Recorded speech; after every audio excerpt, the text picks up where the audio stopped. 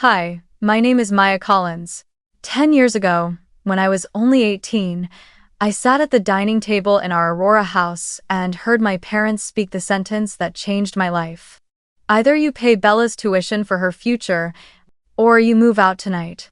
I refused. And that very night they threw me out into the cold with a single canvas bag and nowhere to go. I thought I would never stand on my own feet, but time proved otherwise. They once believed I was the extra child, yet 10 years later, they knocked on my door asking for rescue from the girl they had discarded. If one day your parents asked you to sacrifice your future to fund someone else's dreams, what would you do? Right now, where are you watching this story from, and what time is it? Please tell me your story in the comments. Thank you so much. Growing up in my family, everything looked perfect from the outside, like a photo in a glossy wooden frame. The two-story house in Aurora had a backyard big enough for a trampoline. Every Sunday the family would drive to church, and my parents attended PTA meetings at school to show they were devoted to their children. Neighbors probably thought we were the picture of an ideal American family: a tidy house, a neatly mowed lawn, and two well-behaved, high-achieving daughters. But that was only the shiny coat on the surface. Inside, an unspoken rule always echoed: Bella was born to shine. Every conversation revolved around Bella, the eldest daughter with golden hair like our mother's and a singing voice everyone called angelic. I, Maya, was always just the name added on, the self-sufficient younger sister. I have always loved the little things no one else cared about. When I was 11, I became fascinated with rearranging the living room, sketching out floor plans with a pencil, and imagining how the afternoon light would soften if I swapped the curtains for pale blue ones. I liked picking up old furniture, a chipped wooden table, a wobbly chair, and experimenting with sanding and repainting until it became something worth displaying. Back then, I didn't know what to call it, only that it made me happy and gave me a sense of value. I set up a Facebook Marketplace account early, took photos of the pieces I restored, and sold them for a few dozen dollars. Every time someone came to pick up an item, I felt the joy of being recognized, as if I truly had a talent of my own. But in my parents' eyes, it was nothing more than a childish game. "That's not going to feed anyone, Maya. Focus on school," my father said firmly. My mother was even blunter. "What you're doing is just a hobby, not a career. Don't dream too much." While I struggled to prove that my passion was not meaningless, Bella was handed every opportunity on a silver platter. At just 12 years old, she received a brand new stage piano from a major music store in Denver, along with weekly private vocal lessons. My parents spared no expense sending her to theater, workshops, art camps, or any program her teachers recommended. They even hired a professional photographer to take portraits for Bella's scholarship portfolio. I remember her 13th birthday vividly. The whole family rented a banquet room at an Italian restaurant, filled it with friends, balloons, a 3-tier cake, and under the lights stood a shining new piano. When my own 13th birthday came, my parents handed me an old desk lamp with a flickering bulb saying, "You like to draw, so this should suit you." No parties, no friends, just a quiet evening with frozen pizza while Bella practiced on her piano in the living room. I forced a smile to keep the mood from sinking, but inside, a silent crack began to form. At school, I tried my best not to become a complete shadow. I enrolled in AP Art, made the honor roll almost every year, and got a part-time job at the nearby home goods store. I volunteered for the evening restocking shifts just so I could learn how to coordinate items, arrange furniture displays, and watch how customers chose their decorations. Every time I saw someone pick up something I had organized, I felt a small flicker of pride, as if my quiet work actually mattered. But at home, when I shared those stories, my mother would only shrug. "Anyone can do interior work. You're just doodling and arranging things." Meanwhile, Bella would sing once on the school stage and immediately be praised as the bright star of the future. On nights when I sat sketching living room layouts for fun, my father would walk past and mutter, "No company hires someone just to draw chairs." His words were like a dull knife, never sharp enough to cut my hope away completely, but always leaving fresh scratches day after day. I slowly learned how to shrink my dreams until they could fit into the tiny space my parents allowed. I didn't brag when I sold something on Marketplace, nor did I mention it when I got an A on a perspective drawing. I kept it to myself, because every time I spoke up, I was met with cold looks or unfair comparisons. Bella has a performance this week. What have you done? Those comparisons didn't just stop at words, they seeped into daily treatment. Bella never had to wash dishes because she needs to practice her vocals for hours each night. I, on the other hand, still had to clean the house, vacuum, and wash plates even after finishing AP homework. If I missed a single dish, my mother would harp on it for the entire week. Bella was bought a new dress for every performance, while I was reminded that re-wearing old clothes is frugal. You should learn to appreciate it. I used to think maybe I simply wasn't good enough, which is why I didn't get recognized. But looking back, I understand the difference wasn't in the results but in the place I occupied in their eyes. Bella was born and defined as the star, while no matter how hard I tried, I remained a background shadow. The outside world saw us as a happy family, but in my heart Aurora was never home.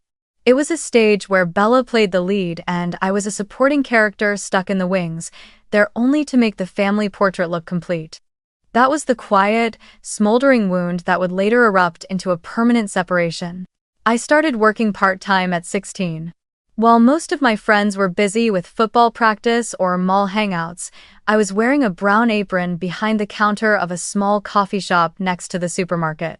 Each 6-hour shift paid just over $9 an hour, and I worked 3 or 4 shifts a week. On weekends, I picked up extra hours at HomeGoods, stacking shelves, dusting, and restocking.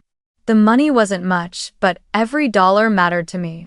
I carefully put the wages left after small expenses into a rectangular wooden box engraved with the initials MC, my first and last name, Maya Collins.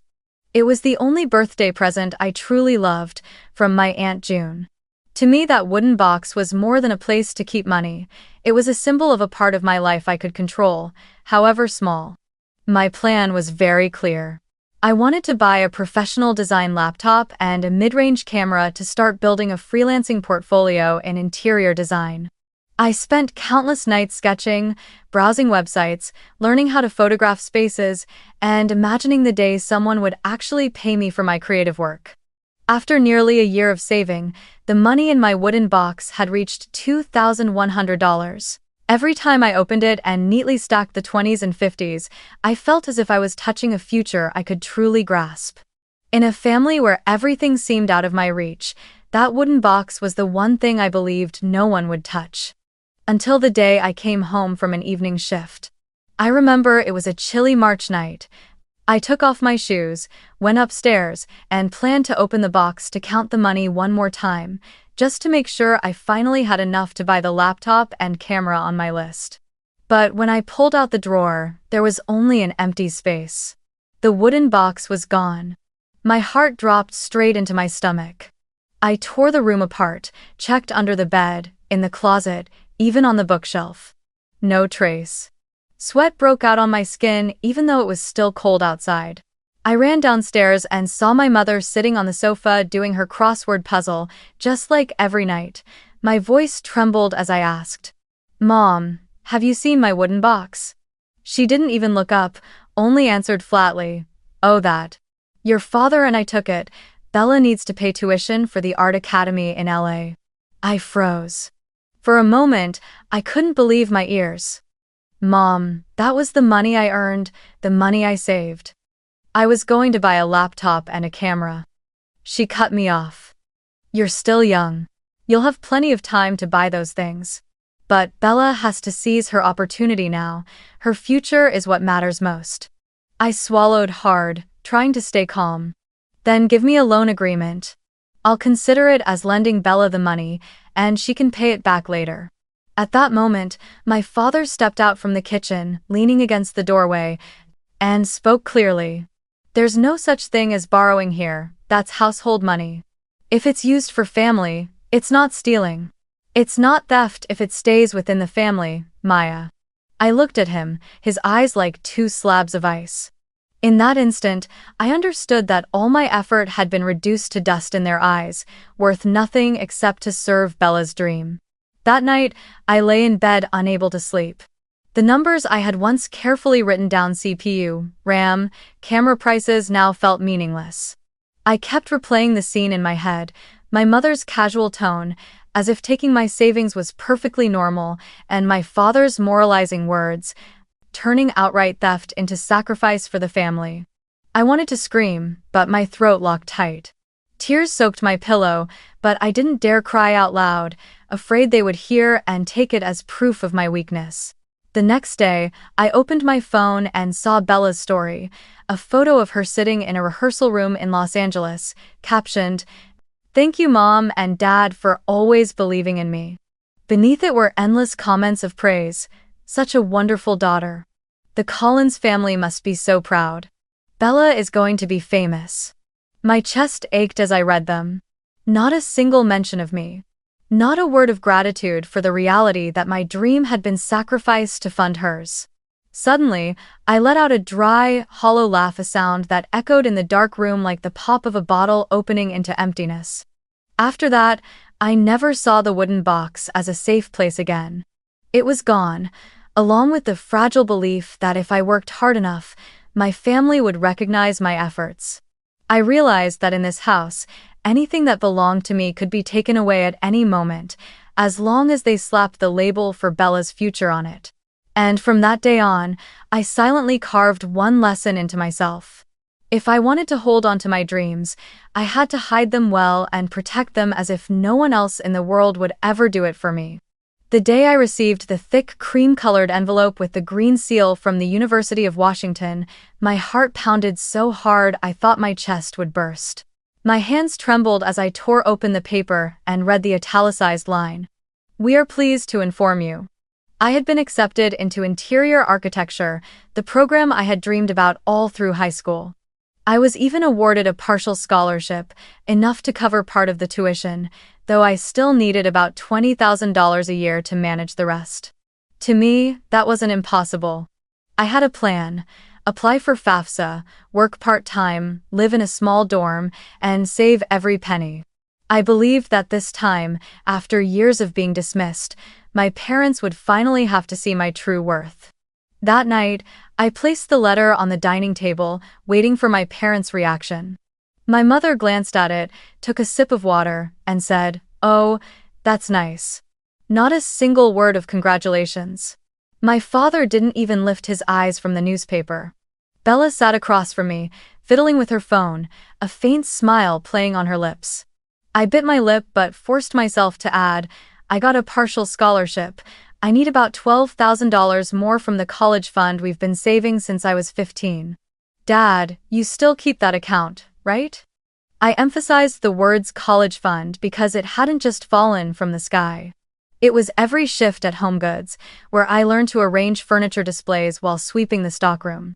It was the hours at the local coffee shop, my hands cracked from steam but still smiling at customers to earn a few extra dollars in tips. It was the honor roll prizes, the small student awards, the times I won second place in poster design contests, just a couple $100 each, but treasures I clutched as if they were gold. All of it, I had handed over to Dad because I wasn't yet 18 to open an account myself. He told me, "Don't worry, I'll keep it safe for you. That's your future." And I believed him, naive enough to think every time he signed for my prize money, it was a guarantee of safety. The room suddenly grew unnaturally quiet. My mother slowly set her glass down. My father finally folded the newspaper and looked straight at me, his eyes filled with both irritation and unease. "About that," he cleared his throat. "That money is gone." I blinked, confused. "Gone? What do you mean gone? I worked every shift, saved every dollar for 3 years. How can it be gone?" My mother cut in, her voice flat, as if discussing dinner. Bella needed to attend a showcase in New York. This was a once-in-a-lifetime opportunity. We had to use the fund. This is more important. I went numb. My breath caught in my throat. I remembered every late night after the coffee shop closed, sweeping the floor until my arms ached, Every tip I tucked into an envelope and handed to my father. I had trusted him. And now it was all gone, simply because Bella needed an opportunity. I swallowed back my tears, forcing my voice to stay steady. Then at least give me a promissory note, or help me apply for a federal loan. I can carry the rest myself. I just need a little support to start, then I'll work while studying to cover the rest. My father slammed his hand on the table, the sharp sound cracking through the room. No more schooling. You need to understand, this family can only afford to invest in one child. Bella is at a critical stage. Either you drop out, start working, and contribute $18,000 toward your sister's tuition this semester, or you pack your things and leave this house right now. Don't stand there playing the victim. My throat tightened, disbelief flooding me. What do you mean?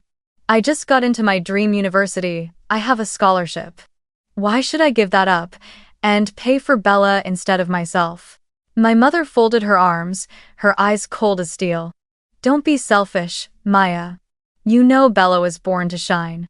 This family has pinned all its hopes on her. As for you, you should be grateful you have a roof and meals here. I turned to Bella, searching for a word, a glance, any sign that she understood what I had lost because of her. But Bella only shrugged, as if it had nothing to do with her at all. I clenched my fists, my heart aching as if someone were squeezing it. All my life I had heard them say Bella was the star and I was only a shadow. But in that moment, for the first time I dared to say aloud, I will not pay another cent for Bella's dreams. If you want to kick me out, do it. But don't expect me to keep sacrificing. My father's face flushed red.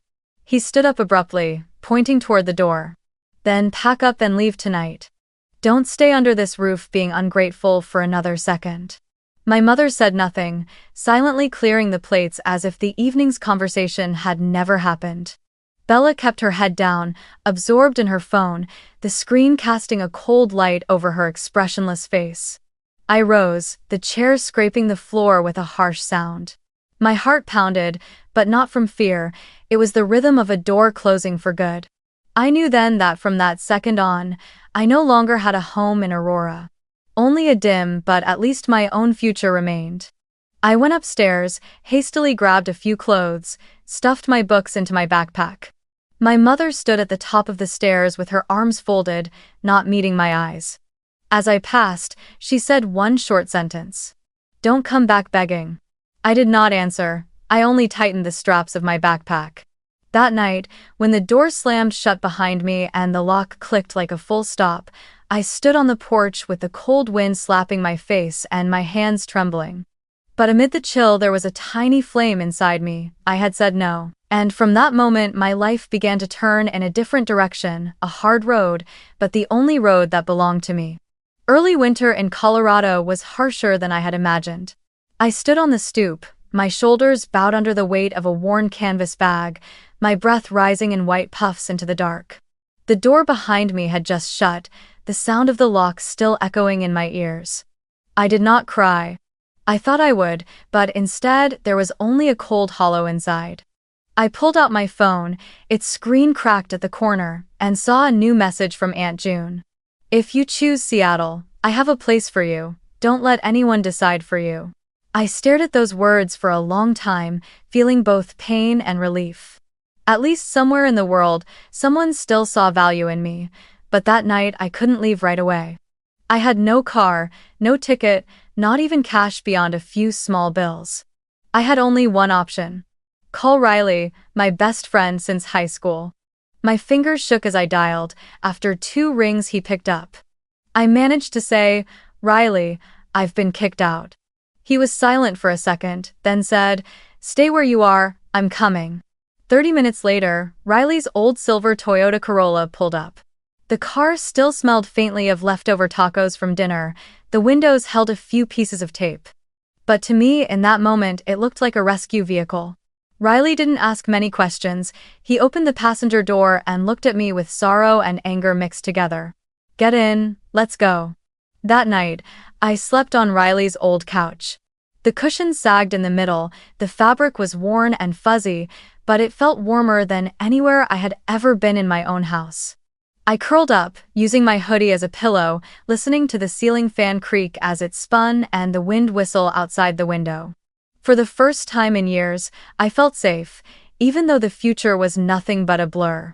I lay there wide awake, caught between fear and relief, my mind looping the same question over and over. Where will I go tomorrow? The next morning, pale sunlight slipped through the curtains. Riley had already left for his early shift at the gas station. His mother, a kind Mexican woman, stood in the kitchen frying eggs in a pan. She turned to me and smiled. "Stay and have breakfast. You don't need to explain anything." I nodded and quietly sat down, taking the plate of eggs and tortilla she placed in front of me. Just a simple meal, but warmer than any dinner I had ever shared with my parents. Each bite tightened my throat with emotion. When I returned to the couch, I opened my phone again. Another message from Aunt June had arrived. "Tonight I'm booking a Greyhound ticket for you. From Denver to Seattle, then a Southwest connection. Don't carry too much, just enough for the first few days." I read it again and again, a mix of fear and hope stirring inside me. I had never gone that far on my own before, but if I stayed, I would forever be Bella's shadow. Leaving was terrifying, but it was the only choice if I wanted a different life. 2 days later, I stepped onto the Greyhound bus with a small backpack and a worn canvas bag. In my hand, I clutched the paper my aunt had tucked into the envelope, not cash, but a short list. Local credit union, open your own account. Cheap boarding house, a place for your first month. Creative community group in Capitol Hill, people who can help you find small jobs. Craigslist furniture, a source for affordable pieces to get started. I read each line again and again as if it were a map. It wasn't much, but it was exactly how my aunt taught me. Don't hand over the fish, hand over the fishing pole. As the bus pulled away, I looked out the window. The small town of Aurora shrank behind me. The long, cold road ahead made me shiver, but for the first time in my life, I felt the trembling of freedom. I didn't know what Seattle had waiting for me. I didn't know if I was strong enough to endure. But I knew one thing for certain. I would never again let anyone lay a hand on my dreams. And from that journey, my real story began. Seattle greeted me with a heavy gray rain on the very first day I arrived. The city felt like it had a damp blanket draped over everything. The wooden houses, the sloping streets, even the soul of a newcomer like me. I rented a shared studio in Capitol Hill with a music student. The apartment was so small it could barely fit 2 single beds, a wobbly kitchenette, and a window speckled with black mold. Each morning I woke to dim light filtering through a torn curtain, the smell of mildew mixing with the stale scent of coffee from the shop downstairs. And yet, it was the first place I could call mine since the night I was thrown out. I landed a barista job at a local coffee shop, with morning shifts starting at 5. By 4:30, I was already in my thin raincoat, pedaling the old bike I had bought off Craigslist, its wheels squeaking as I pushed up the freezing hills. At the shop, I turned on the grinder, wiped down the counters, baked frozen muffins, and greeted the first customers, usually tired office workers, with half-shut eyes. My hands slowly hardened from the steam and hot milk, my knuckles raw and red. Every time I set a latte on the counter, I remembered those nights back at the old house when my mother scolded me for messing up the kitchen just because I washed dishes too slowly. Now, no one scolded me, but I could see clearly. I was earning every single dollar with my own labor. In the afternoons, I rushed to the school's studio lab. Interior architecture was no easy path. Perspective drawings and 3D models kept me up countless nights. I often sat in the library until closing, my old laptop battery dying over and over, but I pushed on, learning color theory, layout design, and the history of architecture. At night, when most students went out to bars or movies, I scavenged cast-offs left on curbs, broken chairs, chipped tables, busted lamps. I hauled them back on my bike, sometimes nearly crashing in the rain. In my damp little apartment, I sanded, painted, patched cushions, and then listed them on Marketplace. Each piece sold gave me a few extra dollars for the utility bills. I still remember my first failure, the one that nearly broke me. A client reached out, asking me to stage a studio apartment in Fremont for $400. I was thrilled. I spent a whole week preparing a mood board, borrowing props from Craigslist, even hand-building a few wall shelves. But on contract day, they asked if I had insurance. I froze. I hadn't known I needed liability coverage to work inside someone else's home. The client canceled on the spot. I went back to my room, staring at the wall, my hands still burning from paint that hadn't dried. That night, I wrote a note and stuck it above my bed. Don't let missing paperwork kill opportunity. I left it there like a vow that I would never again let ignorance destroy my hard work. Those first months felt like an endless chain of trials. I often had to choose between eating a full meal or buying another box of markers. On cold, rainy days, the wind whipped my face raw, and my hands cracked and bled as I scrubbed down an old wooden table I had dragged home from the curb. The smell of paint, the damp scent of pine, the steady patter of rain outside my window, all of it became the rhythm of my new life. And strangely enough, for the first time ever, I didn't feel pitiful. I felt dignity. No one could say the money I earned belonged to Bella's future. No one could take it from me. By the end of my first year, I held in my hands not just a solid report card but also my very first portfolio, small design projects, photos of the furniture I had upcycled, even a few modest apartments I had staged for pocket change. I had 3 paying clients, not much, but each dollar felt like a milestone. Proof that I could turn the passion they once dismissed into real work. That night, I sat in my cramped room, listening to Seattle rain fall outside the window, flipping through each page of my portfolio on my laptop. The glow of the screen lit my tired face, but the corners of my mouth lifted. I whispered to myself, "Maya, you did it." And for the first time since the night I was thrown out, I felt I truly had a place in this world. Graduation day arrived under a rare, flawless blue Seattle sky after weeks of drizzle. I wore a deep purple gown, borrowed from a student who had graduated the year before because I couldn't afford to buy my own. Around me, classmates posed for photos, their parents holding flowers and balloons, eyes shining with pride. I scanned the wide lawn where the ceremony was held, fully aware that no one from my family would be there. But when the loudspeaker called my name, from the very last row, Aunt June stood up, raising high a bouquet of bright yellow tulips. My eyes blurred. For one fleeting moment, I knew I had been right to walk away from the Aurora house years ago.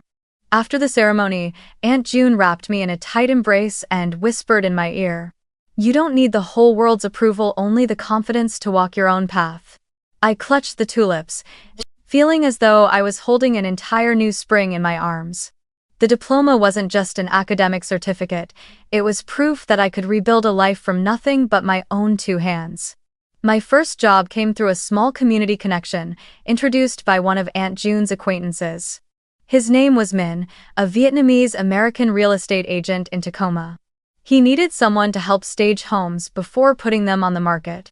"It's not glamorous work," he said, "but if you can turn a house into a story, buyers will want to live in it." I listened, my heart racing.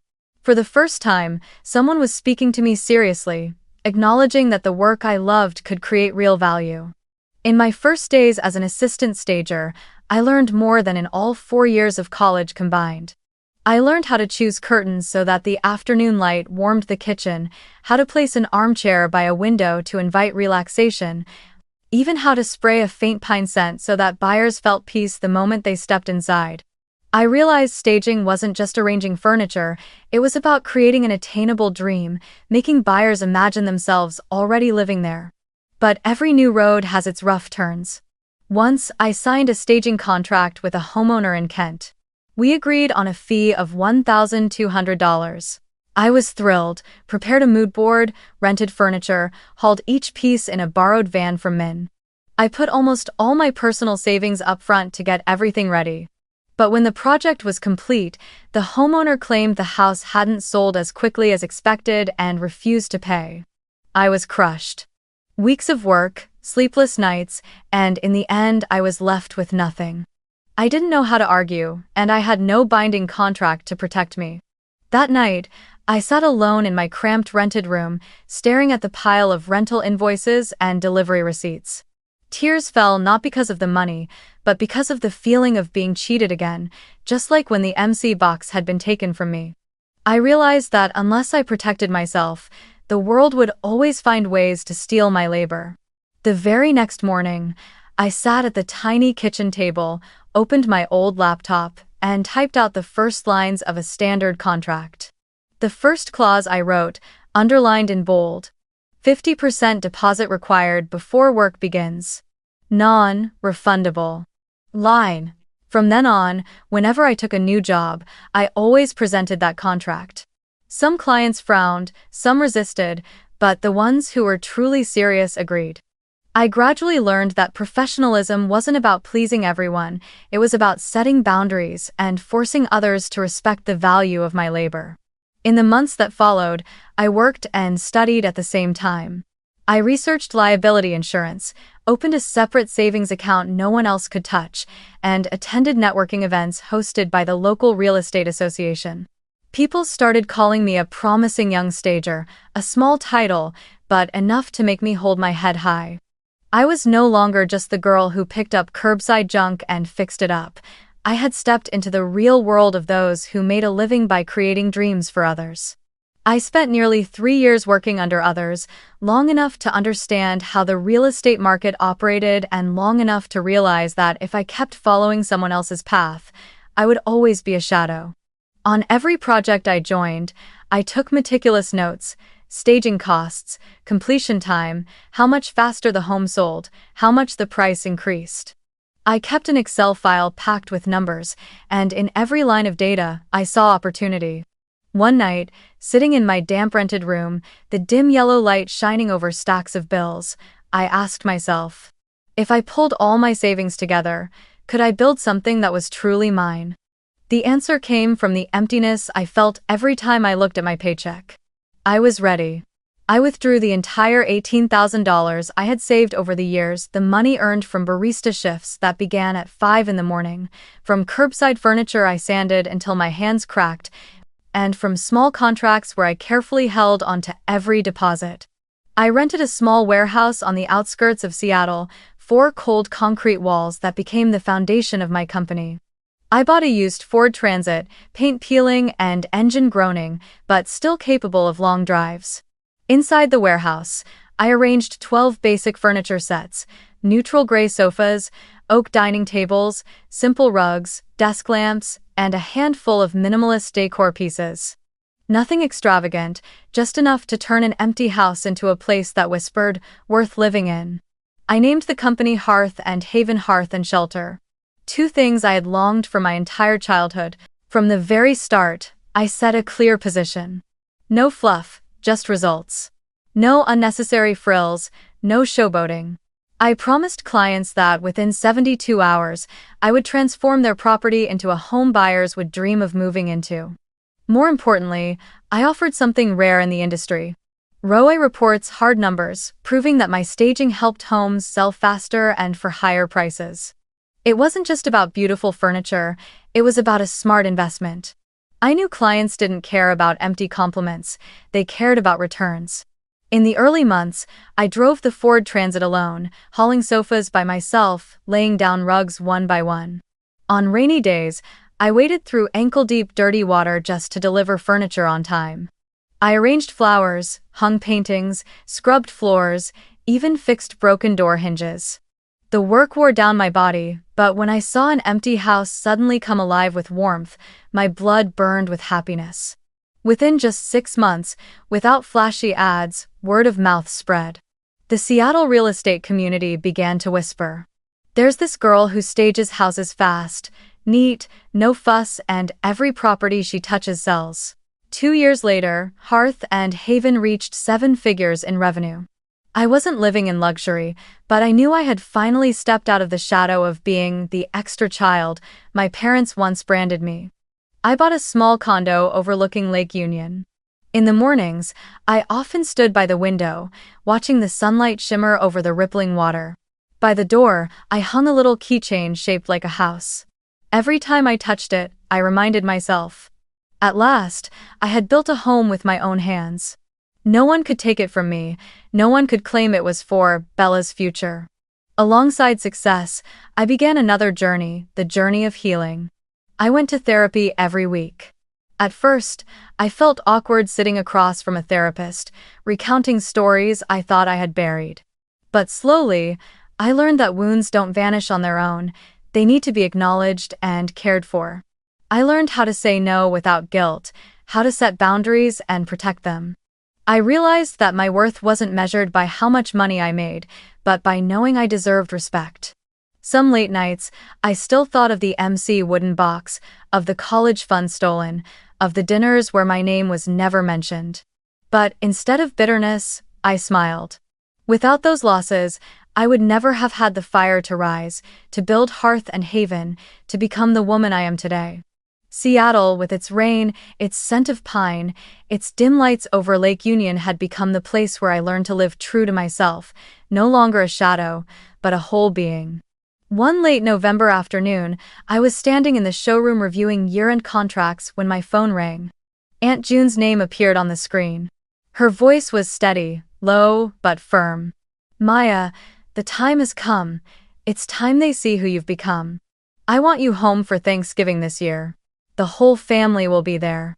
My hand tightened around the pen.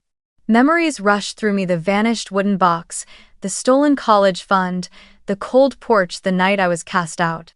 All of it thundered in my chest. I stayed silent for a long moment, then finally said, "All right, I'll come."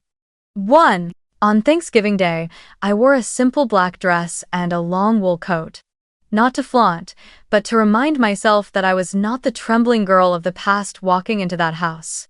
I carried a bottle of fine red wine, just enough to show I wasn't lacking, but not a boast. When I entered the dining room, the space was packed, filled with the smell of turkey and mashed potatoes mingling with the buzz of chatter. My eyes immediately found my parents. They sat at the head of the table, still carrying the same arrogance as ever, their gaze sliding past me as though I were nothing more than a stranger.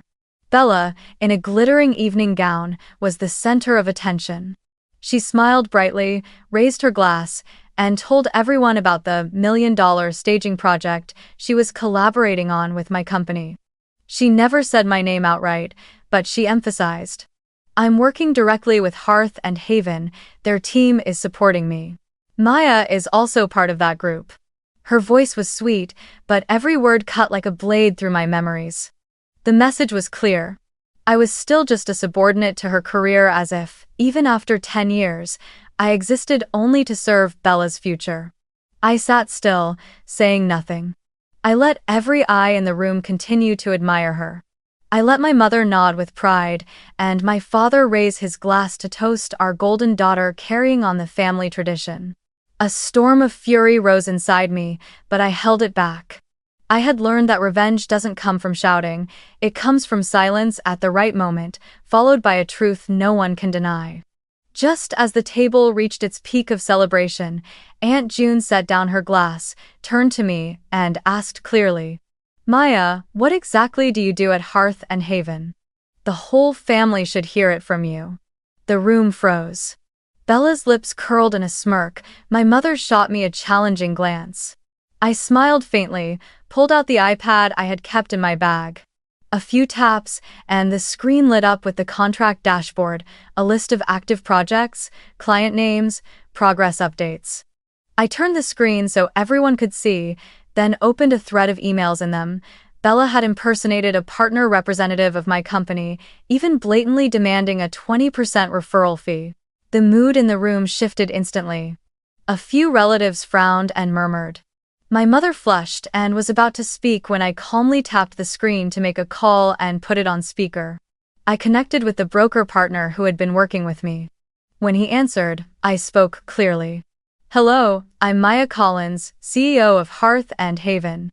May I ask if your company is working with Bella Collins?" There was a short laugh, then the man replied, "Not at all. In fact, we've blocked her number for impersonation. We don't do business with people who operate like that." "Alu." The answer rang out over the speaker in the middle of the dining table. Each word pierced the false halo Bella had wrapped around herself. Her face went pale, her hand gripped her wineglass so hard it trembled. My mother gaped, my father scowled, and the room fell deathly silent, save for the faint clink of cutlery against plates. I took a breath and looked them in the eye. For 10 years, anyone who took what was mine to feed Bella's illusions will have to pay for it. But this time, it will not be paid with my money. I closed the iPad, stood up, and straightened my coat. No shouting, no further proof needed. That room had already witnessed the truth. I set the bottle of wine in the middle of the table, glanced at Aunt June, and gave her a small nod of gratitude. Then I walked out, leaving behind a dining room frozen in heavy silence. The Seattle wind cut cold against my skin, yet inside I felt a strange warmth. I knew, from that moment on, the balance of power in the family had shifted. No one could deny who I truly was anymore. The news spread faster than I expected. Just weeks after that Thanksgiving dinner, Bella Collins's name began appearing in Seattle realtor groups as a warning. Agencies across the city blocked her number once they discovered her impersonation schemes and brazen referral fee demands.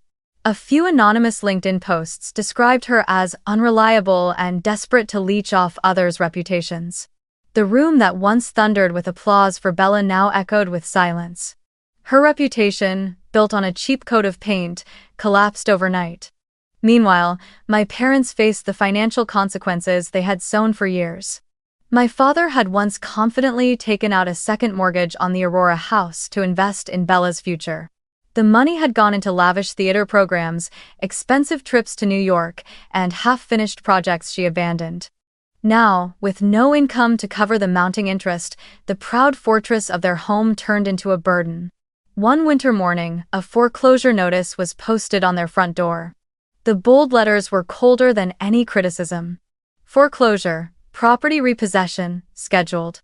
I didn't hear about it from them, but from an old friend in my old neighborhood who messaged, "Maya, your parents' house is about to be taken by the bank. They're in chaos." I read the message, my hand trembling slightly, then set the phone down. It was no longer my responsibility. Yet, like a familiar chess move, they came to me. One gray morning in Seattle, I was in the Hearth and Haven office when the receptionist paged, "Maya, 3 people claiming to be your parents and sister are in the lobby. They want to see you now." I checked the camera. 3 familiar faces, gaunt but still trying to wear defiance. Dad had his arms folded, Mom was muttering something to Bella, and Bella kept looking up at the lobby ceiling as if she were the wronged party. I inhaled slowly. 10 years ago, I would have stormed down to the lobby and shouted every grievance. But today, I didn't need to. I had learned that victory doesn't always mean crushing the other person. Sometimes victory is setting boundaries and letting others face the consequences of their own choices. I picked up the phone and called my attorney, who also happened to be the company's legal advisor. He arrived in less than 10 minutes, suit crisp, folder in hand. I stood behind the glass wall, watching him walk into the lobby. His voice was steady, firm. "I represent Miss Maya Collins. Per her instructions, from this moment forward, you are prohibited from contacting, harassing, or appearing at her residence or place of work. This is a cease and desist order, effective immediately. Any further violation will be addressed through legal action." Why? My father's face went pale, his mouth opening to protest, but the lawyer raised a hand and produced another folder.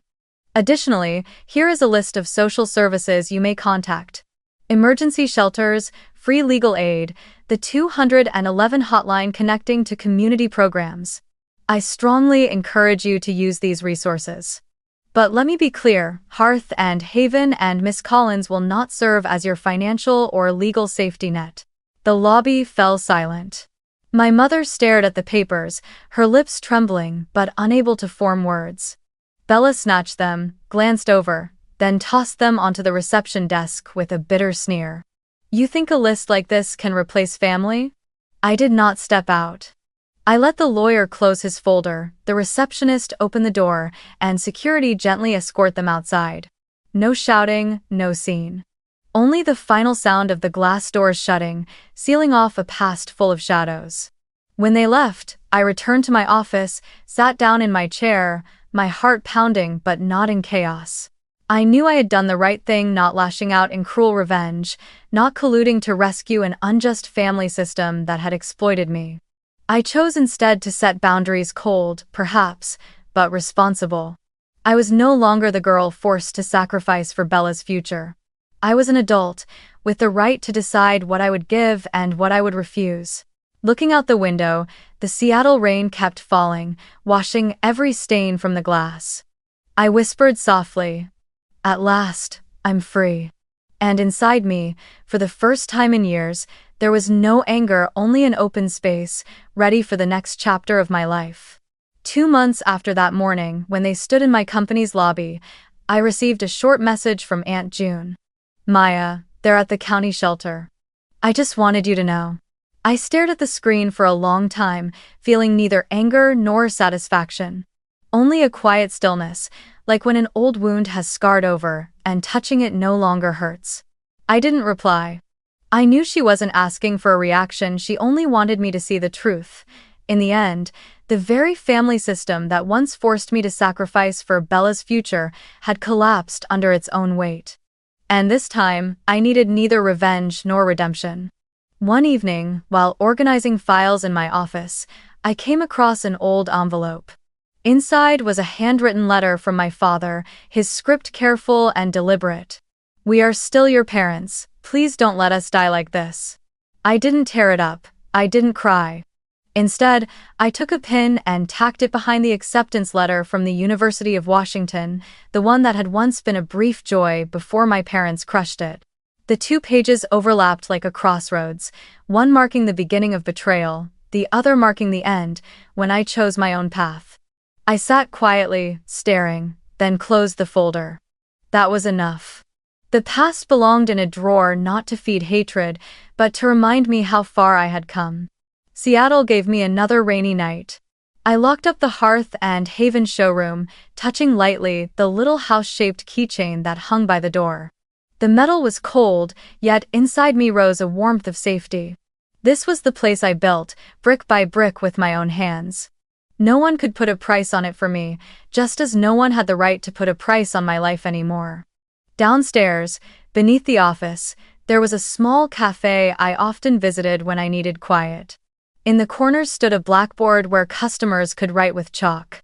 That night, I picked up a piece of white chalk and slowly wrote, "Family doesn't mean control. Boundaries mean love." How it? I stepped back and looked at the words glowing under the warm yellow light.